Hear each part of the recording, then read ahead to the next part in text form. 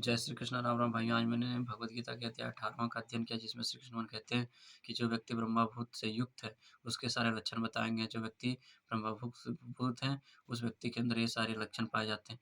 वह व्यक्ति कभी भी किसी भी परिस्थिति में शोक नहीं होता, ना ही सुख-दुःख को महसूस करता है, ना ही किसी से ईर्ष्या-द्वेष रखता है, ना ही कभी वह किसी के प्रति कोई कोई ईर्ष्या भाव रखता है। जो व्यक्ति सदा आत्मा में संतुष्ट रहता है, जो जिस चीज़ की प्राप्ति होता है उसी में वह संतुष्ट है।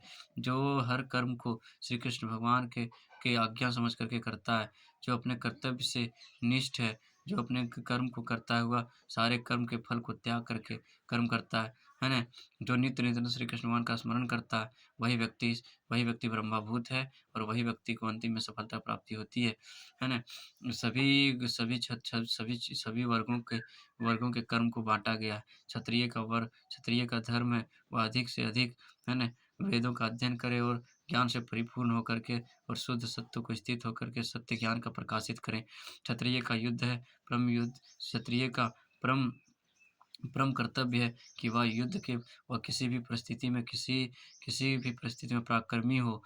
वह एक असहाय को हमेशा, एक निर्बल को हमेशा सहायता करे, कोई भी कर्म करने से विमुख ना हो, हमेशा सभी परिस्थितियों का डट कर सामना करे। और तीसरा बताया शूद्रों का एकमात्र कर्तव्य है कि वह या तो श्री कृष्ण भगवान की भक्ति में लीन हो जाए या फिर उच्च कोटि के व्यक्ति का सेवा में निमग्न रहे, कृषि करे, यही सब उनकी कर्तव्य है।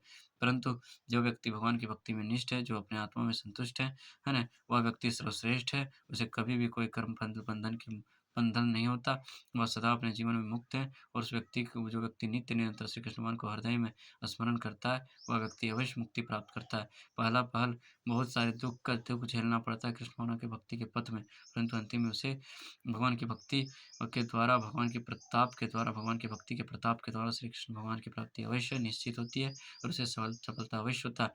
आप भले ही महाविद्यालय से कितना ही ज्ञान अर्जन कर लो, परंतु यदि परतत्व का ज्ञान नहीं आपके अंदर है, अब आप स्वरूप साक्षात्कार नहीं है, तो आपका सारा ज्ञान व्यर्थ है। इसलिए अपने कर्म को करता हुआ हमेशा श्री कृष्ण भगवान का नित्य स्मरण करें, उसकी भक्ति में लीन रहें, सारे कर्मों को श्री कृष्ण भगवान में समर्पण कर दें। यही कृष्ण भगवान की भक्ति का निष्ठता है और जो मन वाणी को पूर्ण रूप से आत्मा में संतुष्ट कर दें, निष्ठ कर दें। आपका दिन शुभ हो, मंगलमय हो, भगवान की कृपा से आपका जीवन मंगलमय हो। जय श्री कृष्ण, जय श्री राम।